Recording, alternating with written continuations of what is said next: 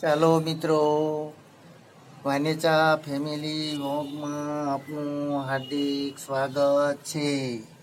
આજે હું તમને સરસ મજાનું આપણા બગીચાની અંદર જે લીંબુડીનો છોડ ઉગ્યો છે તેને સરસ મજાના ફૂલ આવ્યા છે તે હું બતાવી રહ્યો છું। મિત્રો, તમને હું સરસ મજાના લીંબુડીને ફૂલ આવી રહ્યા છે જે તમે જોઈ રહ્યા છો।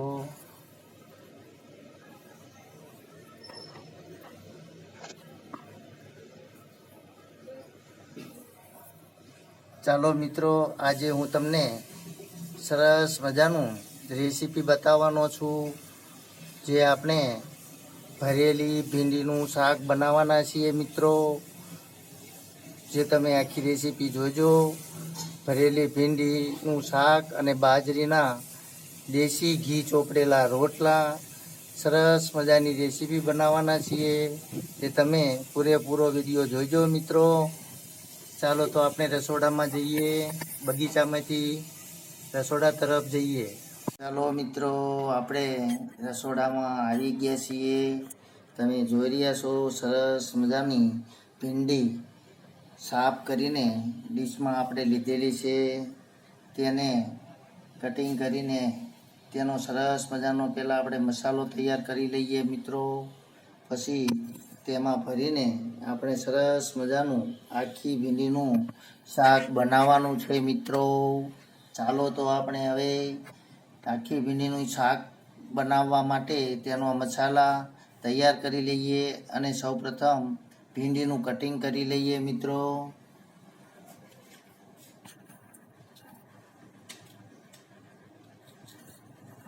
જે આ રીતે આપણે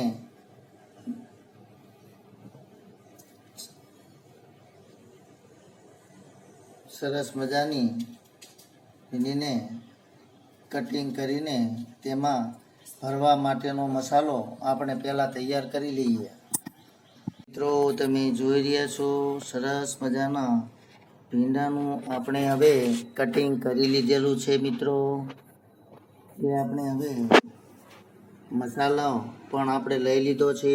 જે આ ચવાણું છે, ચવાણાનો ભૂકો કરીને રાખ્યો છે। થોડી ખાંડ છે, પૌવા પણ પલાળીને તૈયાર કરીને લીધેલા છે મિત્રો। તેમજ સરસ મજાનું લસણ ખાંડેલો મસાલો પણ તૈયાર છે। ચટણી, જો તમે લસણ ના ખાતા હોય તો કોરો મસાલો પણ લઈ શકો છો મિત્રો। તેમાં સ્વાદ પ્રમાણે મીઠું ઉમેરો। જે આપણે ભીંડીમાં ભરવા માટેનો મસાલો તૈયાર કરી રહ્યા છીએ। થોડીક હળદર નાખો, થોડું ધાણા જીરું, થોડું લાલ મરચું। હવે બધું આપણે મિક્સ કરી લઈશું મિત્રો। અને હા, તમને ખાસ કહેવાની વાત એ છે કે આપણે ભીંડીનું શાક તપેલીમાં કે કુકરમાં કરવાના નથી મિત્રો, પરંતુ જે અહીંયા લોઢી તૈયાર કરેલી છે તેની અંદર જ આપણે શાકને તૈયાર કરવાનું છે મિત્રો। કારણ કે ભરેલા શાકને કુકરમાં કે તપેલીમાં બનાવવાથી ખાવાની મજા આવતી નથી મિત્રો। તમને હું રેસીપી બતાવીશ કે લોઢીની અંદર ભરેલી સિંગને કઈ રીતે આપણે તળી લઈશું। ચાલો મિત્રો, તમે જોઈ રહ્યા છો આપણે હવે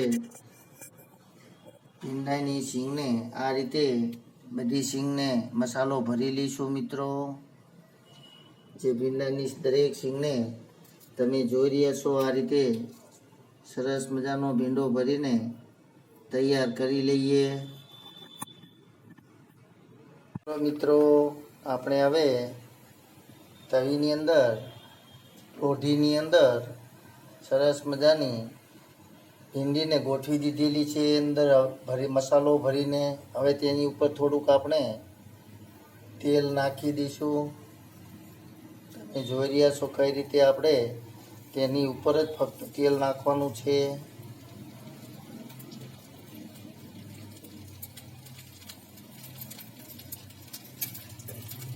ગેસ પણ ધીમો ચાલુ છે મિત્રો, ફૂલ કરવાનો નથી।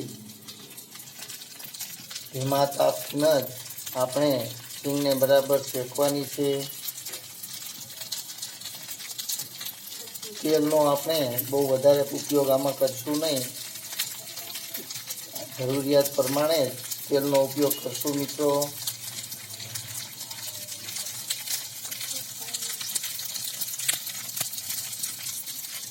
હવે આપણે તેને ધીમા તાપથી નિરાંતે કરવા દઈશું. ચાલો મિત્રો, હવે તમે જોઈ રહ્યા છો આપણે તેને કઢી ઉપર જે ભીંડીને શેકવા માટે મૂકેલી છે તેના ઉપર આ રીતે ડીશને થોડીક વાર ઊંધી રાખી દઈશું, કે જેથી કરીને તેની વરાળથી આપણી ભીંડી બરાબર તૈયાર થઈ જાય મિત્રો. ચાલો તો આપણે એને થોડીક વાર સુધી રહેવા દઈશું મિત્રો. મિત્રો આપણે હવે બાજરીનો રોટલો પણ તૈયાર કરી લઈએ. તમે જોઈ રહ્યા છો બાજરીનો લોટ છે, તેમાં થોડું મીઠું, થોડું પાણી ઉમેરીને લોટને તૈયાર કરી લઈશું મિત્રો.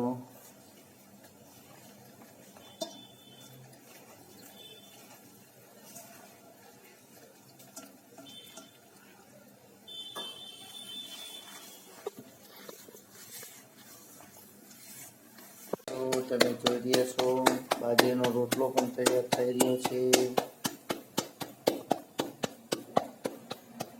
સરસ મજાનો બાજરીનો રોટલો જે આપણે હવે તાવડીની અંદર તૈયાર થવા માટે મૂકી દીધો છે. તમને મિત્રો પણ બતાવીશ કે હવે આપણી ભીંડી પણ સરસ મજાની તૈયાર થઈ ગઈ છે મિત્રો.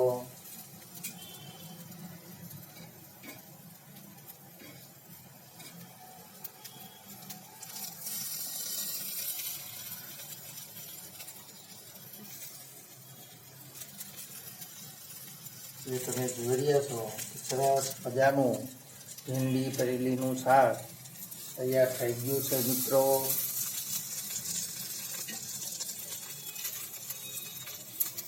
ચાલો તો આપણે હવે બાજરીના રોટલાને બરાબર શેકી લઈએ. તો મિત્રો સરસ મજાની થાળી તૈયાર થઈ ગઈ છે. સરસ મજાની ભરેલી ભીંડી તેમજ ઘી છે, ગોળ છે, શાક છે અને સરસ મજાનો ઘીથી ભરેલો બાજરીનો રોટલો છે મિત્રો. તમે જોઈ રહ્યા છો સરસ મજાનો, અને ઘઉંની રોટલી પણ છે મિત્રો. સરસ મજાની જમવાની મજા આવશે મિત્રો. ઘી ગોળ છે, ભરેલી ભીંડીનું શાક તમે અચૂક બનાવજો મિત્રો. એકવાર ખાવાની બાજરીની રોટલામાં બહુ જ મજા આવે છે મિત્રો.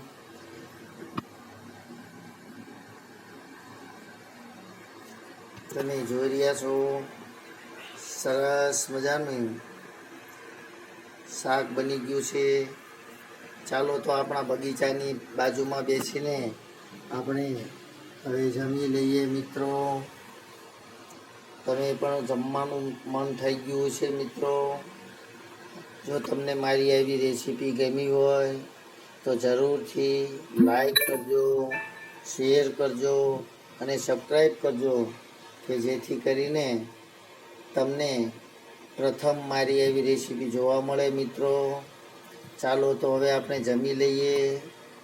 જય યોગેશ્વર ભગવાન.